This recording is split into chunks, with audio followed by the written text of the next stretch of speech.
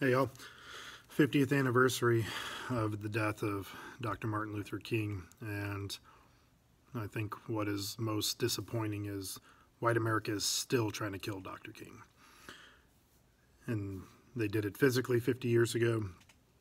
Now it's trying to kill his legacy, trying to sanitize and make it comfortable for America to have, this face of civil rights that, was nonviolent and worked with people and just wanted his children to not be judged by the content of, or by their skin color, but by the content of their character. And all of those things are true. But there's a lot more to the story. Dr. King was not a pacifist in the way that you don't engage. He was Kingian nonviolence, which means that you interrupt. You disrupt the status quo. You disrupt society. I think it is one of the most shameful things that people will say to Dr. King's own children or to people that are continuing protests for racial justice and for equality and say, oh, Dr. King wouldn't have supported what you're doing. Dr. King would have done this. Dr. King would have done that. He wouldn't have been behind Black Lives Matter, whatever it may be. And that is always coming from people that do not study the history of Dr. King.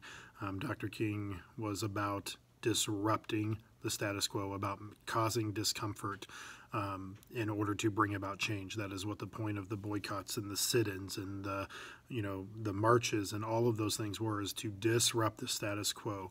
And he mentioned in his letter from Birmingham jail, he talks about, the greatest danger to African Americans' cause is not these alt-right Ku Klux Klan white supremacists, those all are a threat, but the greatest threat comes from the white moderate, the white liberal, who prefers a negative peace, which is the absence of tension, to a positive peace, which is the presence of justice. And that piece of his letter has resonated with me, and I keep that close to my heart as I do this work and engage in racial and social justice, because it is not enough to just want no tension.